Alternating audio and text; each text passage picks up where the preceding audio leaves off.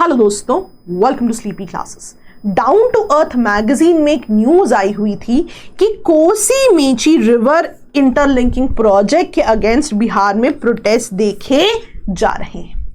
तो prelims mains interview के लिए हमें पूरे जो है रिवर इंटरलिंकिंग को डिटेल में समझना है फ्रॉम द बेसिक। सिर्फ यही न्यूज नहीं, पूरा डिटेल प्रिपरेशन करना है। तो अगर हम शुरुआत करें तो सबसे पहले हम शुरू करेंगे नेशनल पर्सपेक्टिव प्लान से। ये प्लान है for interlinking of reverse. Simple शब्दों में बात करें तो मान लीजिए रिवर 1 है, रिवर 2 है, इनको जो है लिंक किया जा रहा है ना। अब क्यों लिंक किया जा रहा है, सिंपल शब्दों में समझे तो कुछ वाटर सरप्लस जोन्स होते हैं, कुछ वाटर डेफिसिट जोन्स होते हैं। तो जहां पे भी सरप्लस वाटर है वहां से जो है डाइवर्ट करने की बात होती है, लिंक करने की बात होती है towards water deficit zones, right. और भी बेनिफिट्स है, पढ़ेंगे हम। तो government of India formulated this plan for interlinking of rivers in 1980। पहला पॉइंट जो प्रीलिम्स के लिए इंपॉर्टेंट है। दूसरा पॉइंट ध्यान दीजिएगा, नेशनल वाटर डेवलपमेंट एजेंसी को इंटरेस्ट किया गया है for interlinking of reverse under this particular plan. अब जब भी हम रिवर्स पढ़ते हैं ना, एनसीईआरटी में भी पढ़ते हैं, तो आपने ध्यान दिया होगा हिमालयन रिवर्स और पेनिनसुलर रिवर्स पढ़ते हैं। तो वैसे ही इस प्लान के दो कंपोनेंट्स हैं। पहला है हिमालयन रिवर्स डेवलपमेंट कंपोनेंट और दूसरा है peninsular reverse development component. And under this plan जो है 30 लिंक प्रोजेक्ट्स को आइडेंटिफाई किया गया है। अब आज हम बात कर रहे हैं कोसी मेची लिंक प्रोजेक्ट की। तो ध्यान रखिएगा, ये हिमालयन रिवर्स का जो कंपोनेंट है उसके अंतर्गत आता है। लेकिन न्यूज में आप देखेंगे इसके अलावा केन बेतवा लिंक प्रोजेक्ट भी न्यूज में रहता है in context of its implementation. ये मैं क्यों बता रही हूं, एक बार सवाल आया हुआ है यूपीएससी में कि रिसेंटली एक जो है रिवर इंटरलिंकिंग प्रोजेक्ट न्यूज में रहा है, बताइए कौन सा प्रोजेक्ट न्यूज में था। तो आपको ये भी चीजें पता होनी चाहिए। चलिए अब देखते हैं कि रिवर इंटरलिंकिंग की जब हम बात कर रहे हैं बेनिफिट्स क्या है। सबसे पहला बेनिफिट हमने क्या देखा था अभी कि वाटर सरप्लस रीजन से वाटर डेफिसिट रीजन में पानी जा रहा है, यानी वाटर स्कार्सिटी का इशू रिजॉल्व करने की कोशिश है। पानी जाएगा तो इरिगेशन भी इनहांस होगी, है ना। प्लस आप देखेंगे कि फ्लड मैनेजमेंट भी बेटर हो पाएगी। इसके अलावा जो दो और पॉइंट्स हैं वो क्या है कि लॉन्ग टर्म में जो है वाटर से हाइड्रो पावर जनरेशन भी की जा सकती है और navigation and transportation. For example हम इनलैंड वाटरवेज की बात कर देते हैं ना, तो कहीं ना कहीं इन पे भी काम किया जा सकता है लॉन्ग टर्म में। ये बेनिफिट्स माने जाते हैं। वहीं चैलेंजेस की बात करें तो इतना सिंपल नहीं है 1 और 2 को कनेक्ट करना, है ना। छोटा सा एग्जांपल लेते हैं, मान लीजिए बीच में बहुत सारे गांव आ रहे हैं, तो उनके लोग, उनकी रहने की जगह, उनके खेत, है ना, बहुत ज्यादा जो है इन चीजों का ध्यान रखना जरूरी है। तो उनकी डिस्प्लेसमेंट के बाद रिहैबिलिटेशन, ये अपने आप में चैलेंजिंग रहते हैं। विच मीन्स कि आपको बहुत सारे प्रोसेस यहां देखने पड़ेंगे, है ना, कि जो टेक्निकल एंड इंजीनियरिंग चैलेंजेस होंगे, है ना, एनवायरनमेंट पे क्या इंपैक्ट है, EIA जिसे हम कहते हैं एनवायरमेंटल इंपैक्ट असेसमेंट। तो कहीं ना कहीं टेक्निकल और इंजीनियरिंग चैलेंजेस तो होंगे ही। इन सभी चीजों के लिए कॉस्ट एंड फंडिंग की भी जरूरत है। और मान लीजिए मल्टीपल स्टेट्स इन्वॉल्व हैं तो पॉसिबिलिटी हमेशा रह सकती है इंटरस्टेट वाटर डिस्प्यूट की। Again ecological impact, environmental degradation की भी बात हो सकती है। सिंपल एग्जांपल से समझते हैं, मान लीजिए यहां का अपना एक स्पेसिफिक इकोसिस्टम है, वहां की कोई स्पीशीज है। अब वही स्पीशीज जब लिंक होके इस वाले इकोसिस्टम में चली गई, क्या वो सेम तरह से एक्ट करेंगी? What if they become invasive species वहां के लिए? तो इंपैक्ट तो रहेगा, इसलिए इन चीजों को स्टडी करना बहुत ही ज्यादा जरूरी हो जाता है, राइट। तो अब अगर आपको मेंस के लिए बेनिफिट्स या चैलेंजेस भी आ जाते हैं, वो भी आपके पास पॉइंटर्स बन चुके हैं। अब हम जब इस स्पेसिफिक प्रोजेक्ट की बात कर रहे हैं, यहां पे क्या हो रहा है, लिंक किया जा रहा है कोसी रिवर को विद मेची रिवर। राइट। और याद रखिएगा ये रिवर जो है ट्रिब्यूटरी है महानंदा रिवर की। अब अगर हम इस प्रोजेक्ट की बात करें, देखिए कोसी रिवर, मेची रिवर, तो आप देख सकते हैं बिहार वाला रीजन जो है इंपैक्टेड है, राइट। तो हम बिहार की बात क्यों कर रहे हैं, बिकॉज देखा गया है कि यहां पे फ्लड्स होते हैं। कई बार आपने पढ़ा भी होगा कोसी रिवर को सोरो ऑफ बिहार कहा जाता है ना।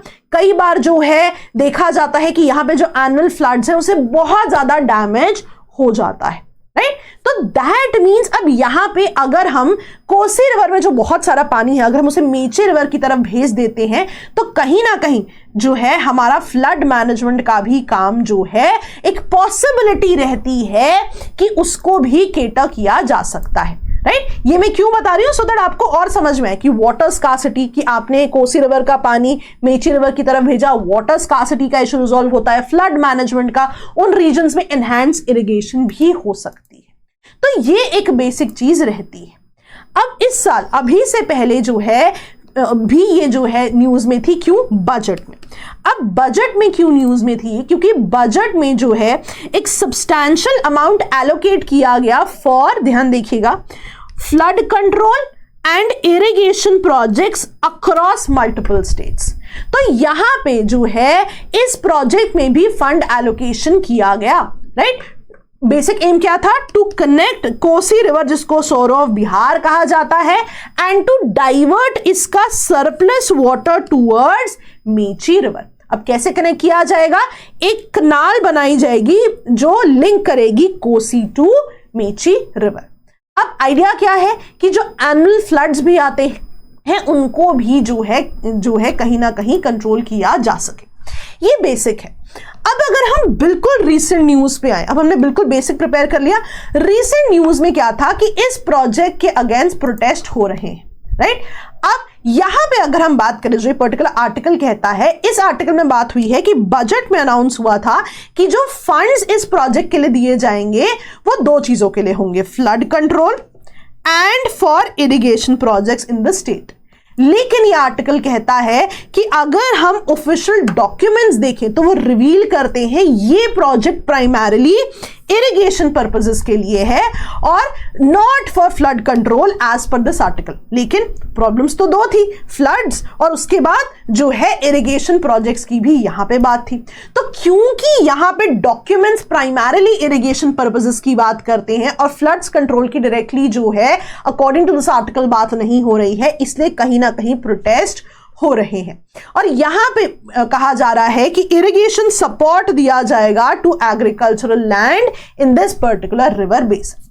अब यहां पे पहला प्रॉब्लम तो यह आ गया, इसलिए प्रोटेस्ट हो रहे हैं। दूसरी चीज, यहां पे कई सारी डिमांड्स हैं उन लोगों की जो कि इन फ्लड से जो है जिन लोगों को इंपैक्ट हुआ है ना, फ्लड विक्टिम जो अब हार्डशिप्स को सफर कर रहे हैं, है ना, ड्यू टू लैंड इरोजन, क्योंकि कोसी रिवर का कोर्स चेंज हो जाता है, इसका इंपैक्ट आता है, उनकी तरफ से प्रोटेस्ट है। ऐसे लोग जिनके जो है घर डिस्ट्रॉय हो चुके हैं, जिनको एक जगह से दूसरी जगह जाना पड़ रहा है, जिनकी फसलों पे इंपैक्ट पड़ा है, एम्बैंकमेंट एरियाज पे इंपैक्ट पड़ा है, उनकी तरफ से भी प्रोटेस्ट देखा जा रहा है। और यहां पे ना एक स्पेसिफिक डिमांड भी है कि जो इरोजन हो रहा है उसको एक डिजास्टर डिक्लेयर किया जाए और विक्टिम्स को रीसेटल किया जाए। अब यहां पे ना एक रीसेंट न्यूज भी थी, उड़ीसा के साथ लाइटनिंग की बात हुई थी। अगर मैं आपको बताऊं तो कुछ साल पहले उड़ीसा ने लाइटनिंग को स्टेट डिजास्टर डिक्लेयर किया हुआ है। देखिए, जब भी हम डिजास्टर की बात करते हैं ना तो हम स्टेट स्पेसिफिक डिजास्टर की भी बात करते हैं। तो उड़ीसा में लाइटनिंग को भी एक डिजास्टर माना जाता है और लोगों को कॉम्पनसेट भी किया जाता है। तो ये भी एक एग्जांपल आप याद रखें जब भी आप इस कॉन्टेक्स्ट को समझें कि इनकी डिमांड है कि इरोजन को भी एक डिजास्टर माना जाए और विक्टिम्स को जो है रीसेटल भी कराया जाए। इसके अलावा भी कई डिमांड्स है ना, कि फ्लड विक्टिम्स को असिस्टेंस दी जाए, राशन दिया जाए, है ना, जो भी लॉसेस है उनको कॉम्पनसेट किया जाए और जो भी इमीडिएट नीड्स है उनको भी कॉम्पनसेट किया जाए, राइट। और रिहैबिलिटेशन, लैंड रेवेन्यू वेवर्स, ऐसी बहुत सारी डिमांड्स यहां पे रखी जा रही हैं और प्रोटेस्ट भी किया जा रहा है। अब कितनी हद तक डिमांड्स जो है कब तक पूरी होंगी, ये तो हमें न्यूज में फॉलो करना पड़ेगा। लेकिन हाँ, अगर इस टॉपिक से रिलेटेड मेंस में आपको क्वेश्चन आता है तो आपके पास काफी सारे पॉइंट्स बन जाते हैं। फॉर एग्जाम्पल, अगर हम इंट्रोडक्शन की बात करें तो आप नेशनल पर्सपेक्टिव प्लान की बात कर सकते हैं। अगर हमसे बेनिफिट्स पूछे जाएं, आप लिख सकते हैं। अगर हमसे चैलेंजेस पूछे जाएं, आपके पास डायरेक्ट पॉइंट्स हैं। अगर आपको एग्जाम्पल लिखना पड़े तो आप वहां पे जो है इस पर्टिकुलर रिवर का एग्जाम्पल भी लिख सकते हैं। और अगर इसके स्पेसिफिक इश्यूज भी लिखने हो, उसके भी आपके पास पॉइंट्स आ जाते हैं। तो एक ब्रॉडर तरीके से एकेडमिकली यहां पे जो है हमारा टॉपिक भी न्यूज के साथ प्रिपेयर हो जाता है। तो ऐसी ही चीजें जो है डिस्कस करते रहेंगे डिटेल में। और मेंटरशिप बैच के बारे में प्रीलिम्स के आप जरूर जानते होंगे, बहुत ही डिटेल्ड बैच है, बहुत सारे टेस्ट, रिवीजन, परफॉर्मेंस एनालिसिस, बहुत कुछ है इसमें। इसकी डिटेल्स आप जरूर हमारे नंबर्स से लें। Thank you so much all of you, bye bye.